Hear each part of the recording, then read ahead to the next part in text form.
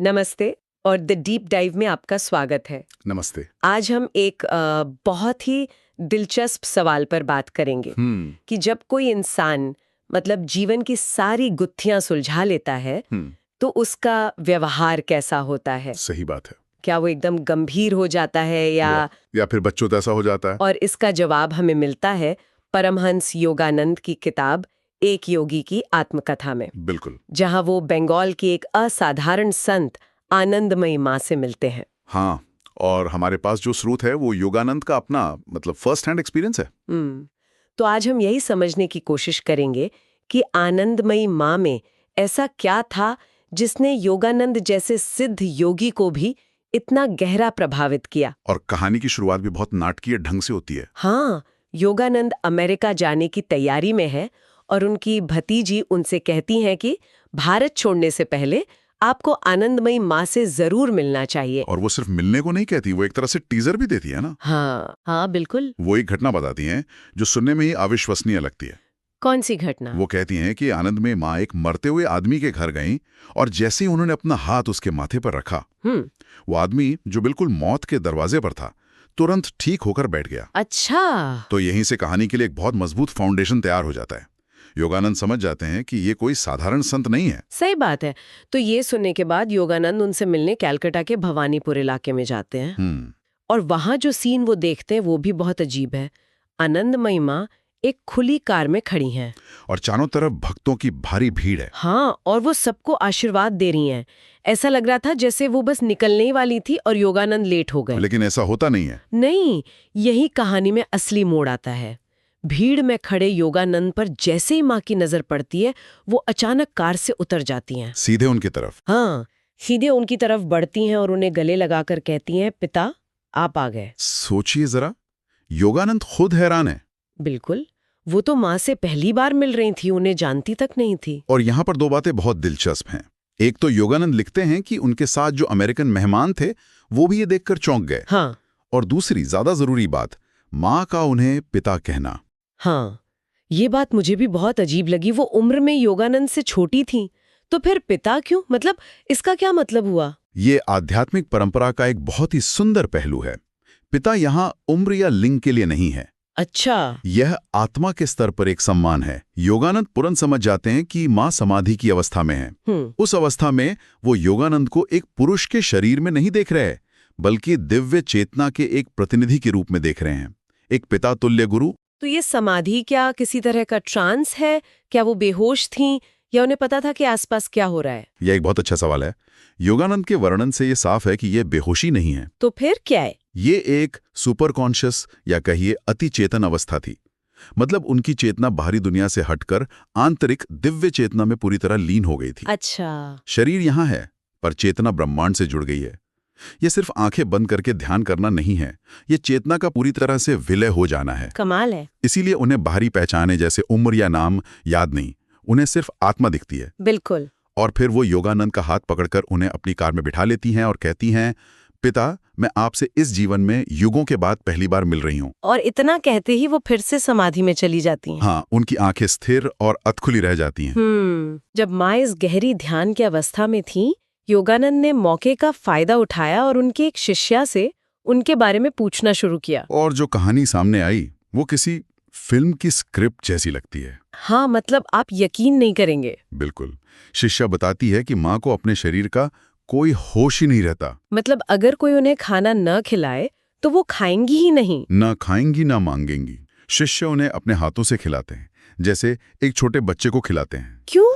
सिर्फ इसलिए ताकि उनका शरीर इस दुनिया में बना रहे। ये भौतिक शरीर से मतलब पूर्ण अलगाव है। जब मैं ये पढ़ रही थी कि शिष्यों उन्हें हाथ से खिलाते हैं तो मेरे मन में दो ख्याल आए।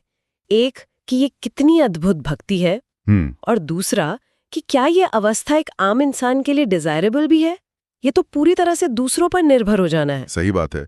और योगानंद भी ये नहीं करते कि सबको ऐसा बनना चाहिए। आनंदमयी माँ एक एक्सट्रीम उदाहरण है। अच्छा। एक आदर्श जो दिखाता है कि चेतना कहाँ तक जा सकती है। ये मंजिल का एक नक्शा है, ये नहीं कि हर किसी को उसी रास्ते पे चलना है। शिष्या ये भी बताती है कि माँ कई कई दिनों तक समाधि में रहती हैं, मुश्किल से सांस लेती हैं और उनकी पलकें भी नहीं झपकती। और फिर शिष्या ने जो सबसे हैरान करने वाली बात बताई वो उनके पति के बारे में थी। हाँ, कि माँ के पति ही उनके सबसे प्रमुख शिष्यों में से एक हैं। और उन्होंने मौन का व्रत ले रखा है। जी, और वो उसी भीड़ में एक शिष्य की तरह चुपचाप हाथ जोड़े खड़े थे। ये बात समझना वाकई मुश्किल है। बिल्कुल, लेकिन ये उनके जीवन का वो पहलू है जहां सांसारिक रिश्ते, मतलब पति पत्नी का रिश्ता, वो भी पूरी तरह से आध्यात्मिक हो चुका था। गुरु और शिष्य के रिश्ते में बदल गया था। हाँ, ये भौतिक दुनिया से उनके पूर्ण अलगाव का सबसे बड़ा प्रमाण है। योगानंद लिखते हैं कि वो मजाक में माँ से कहते हैं कि मैं अमेरिका जा रहा हूँ, आप भी चलिए। तो माँ क्या कहती हैं? वो तुरंत तैयार हो जाती हैं, कहती हैं हाँ क्यों नहीं, जैसे उन्हें जगह या देश से कोई फर्क ही नहीं पड़ता। तो कलकत्ता की ये पहली मुलाकात थी, इतनी चमत्कारी थी। बहुत ज्यादा। योगानंद समझ गए थे कि वो किसी साधारण इंसान से नहीं मिली हैं। जाहिर है वो उनसे दोबारा मिलना चाहती थी और उन्हें और गहराई से समझना चाहते थे। हाँ, इसीलिए उन्होंने माँ को अपने रांची के स्कूल आने का न्योता दिया। और यहीं से हमें उनकी कहानी का सबसे अविश्वसनीय हिस्सा पता चलता है। बिल्कुल। कुछ समय बाद जब माँ रांची पहुंचती हैं तो पूरा स्कूल उनके स्वागत में उत्सव मनाता है। योगानंद लिखते हैं कि शंख बज रहे थे, बच्चे उन पर गेंदे के फूल बरसा रहे थे और आनंदमयी माँ की जय के नारों से पूरा माहौल गूंज रहा था। और माँ एक छोटी बच्ची की तरह मुस्कुराते हुए हर कोने में घूम रही थी। वहां एक शांत जगह पर बैठकर योगानंद उनसे उनके जीवन के बारे में बताने का अनुरोध करते हैं। पहले तो माँ मना कर देती है ना? हाँ, बड़ी सहजता से कहती हैं, पिता तो सब जानते हैं, उसे दोहराने की क्या जरूरत है। जैसे वो कहना चाह रही हूँ कि ये बाहरी घटनाएं तो महत्वहीन है, असली कहानी तो भीतर की है। हाँ, लेकिन जब योगानंद दोबारा आग्रह करते हैं तो वह अपनी अविश्वसनीय कहानी सुनाती हैं। वह कहती हैं, इस धरती पर आने से पहले पिता मैं वही थी। एक छोटी लड़की के रूप में मैं वही थी। मैं बड़ी हुई लेकिन फिर भी मैं वही थी। ये वाक्यांश मैं वही थी इस पूरे अध्याय का सार है, इसका कोर है। इसका क्या मतलब है, मैं वही थी? ये उनकी चेतना की अखंडता को दिखाता है। वो कह रही हैं कि उनकी असली पहचान, उनका कोर सेल्फ, कभी भी इस शरीर या जीवन की घटनाओं से जुड़ा ही नहीं। अच्छा। जन्म से पहले, बचपन में, युवावस्था में उनकी आंतरिक चेतना हमेशा एक समान, अपरिवर्तित रही। ये मैं वही थी वाली बात सोचने पर मजबूर करती है। हम सब तो लगातार बदलते रहते हैं। हमारा मूड, हमारी पहचान, हमारे रिश्ते, सब कुछ। और यहाँ वो कह रही हैं कि उनका कोर या मूल कभी बदला ही नहीं। एक आम इंसान के लिए इसका क्या मतलब हो सकता है? बिल्कुल, यही सबसे बड़ा इंसाइट है। ये हमें बताता है कि एक आध्यात्मिक अवस्था ऐसी भी है जहां आपकी पहचान बाहरी घटनाओं से नहीं बनती। एक तरह की परम स्थिरता। हाँ, हमारे लिए इसका सबक ये हो सकता है कि हम अपनी पहचान को अपनी नौकरी से, अपनी सफलता या असफलता से कितना ज्यादा जोड़ लेते हैं। सही बात है। जबकि माँ का उदाहरण दिखाता है कि एक और गहरा, न बदलने वाला स्व मौजूद है। और फिर वो अपनी शादी के बाद के सबसे चौंकाने वाली घटना बताती हैं। हाँ, वो कहती हैं, जब परिवार ने इस शरीर का विवाह करवाया तब भी मैं वही थी। और एक रात जब मेरे पति ने प्रेमवश मुझे छुआ और प्रेम के शब्द कहे तो उनके शरीर को बिजली का एक जोरदार झटका लगा, जैसे किसी ने बिजली से वार कर दिया हो। और वो आगे कहती हैं, क्योंकि तब भी मैं वही थी। एक असली बिजली का झटका। क्या ये लिटरल है या मेटाफर? योगानंद इसे लिटरल घटना की तरह ही प्रस्तुत करते हैं। मतलब ये उनकी आध्यात्मिक ऊर्जा का एक भौतिक प्रदर्शन था। आप इसे कैसे समझाएंगे? आप इसे ऐसे समझ सकते हैं कि उनकी चेतना इतनी उच्च स्तर पर थी कि कोई भी सांसारिक या भौतिक इच्छा की वाइब्रेशन उनके संपर्क में आते ही शॉर्ट सर्किट हो जाती थी। ये एक तरह की आध्यात्मिक शॉक थेरेपी थी। और इस घटना का उनके पति पर क्या असर हुआ? जबरदस्त।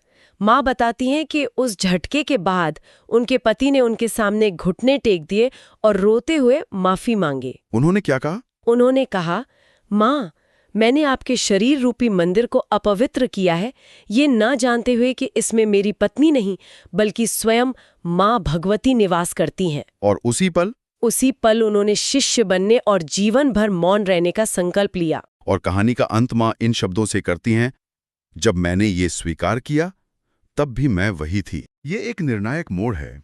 उनके पति की चेतना पूरी तरह से बदल गई। ये कोई बौद्धिक फैसला नहीं था, ये एक प्रत्यक्ष अनुभव था। उन्हें एहसास हो गया कि वो एक साधारण स्त्री के साथ नहीं बल्कि एक दिव्य शक्ति के साथ रह रहे थे। और ये सब बताने के बाद माँ फिर 1 घंटे के लिए गहरी समाधि में चली जाती है। हाँ, इस गहरी आध्यात्मिक बातचीत के बाद माँ का व्यवहार फिर से बिल्कुल बच्चों जैसा हो जाता है। हाँ, ये भी एक बड़ा पैराडॉक्स है। वो तस्वीरों के लिए पोज देती हैं और योगानंद ध्यान देते हैं कि उनकी आंखों में वही दिव्य चमक बनी रहती है, चाहे वो समाधि में हो या कैमरे के लिए मुस्कुरा रही हो।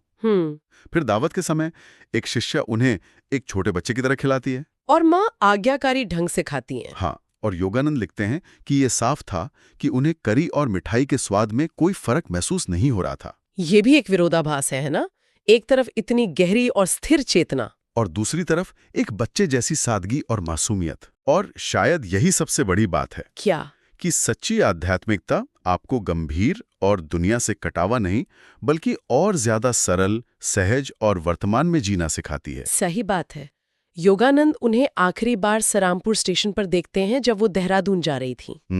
वो लिखते हैं कि चाहे वो भीड़ में हो, ट्रेन में हो या मौन में, उनकी आंखें हमेशा ईश्वर पर टिकी रहती थीं। वो जहां भी जाती थीं अपना स्वर्ग अपने साथ लेकर चलती थी। हाँ। और योगानंद इस पूरे अनुभव का सार बहुत सुंदर शब्दों में बताते हैं। क्या कहते वो? वो कहते हैं कि आनंदमयी माँ ने मानव जीवन की एकमात्र समस्या को हल कर लिया था। एकमात्र समस्या? हाँ, और वो है ईश्वर के साथ अपनी एकता को फिर से स्थापित करना। जब वो कहते एकमात्र समस्या, तो क्या इसका मतलब है कि हमारी बाकी समस्याएं, पैसा, स्वास्थ्य, रिश्ते, वो असली नहीं है? नहीं, ऐसा नहीं है कि वो अनुभव असली नहीं है। योगानंद का तर्क ये है कि वे सभी समस्याएं लक्षण हैं, बीमारी नहीं। अच्छा। असली बीमारी है अपनी सच्ची आत्मा से, ईश्वर से अलगाव का भाव। अगर आप उस मूल समस्या को हल कर लेते हैं तो बाकी सारी समस्याएं या तो अपने आप हल हो जाती हैं या उन्हें देखने का आपका नजरिया इतना बदल जाता है कि वो समस्याएं रहती ही नहीं। जीसस ने भी तो यही कहा था, पहले ईश्वर के राज्य की खोज करो और बाकी सब तुम्हें मिल जाएगा। बिल्कुल वही बात। तो आनंदमयी माँ के जीवन की इस झलक से हमें एक ऐसी हस्ती के बारे में पता चलता है जो हर पल समाधि में जीती थी।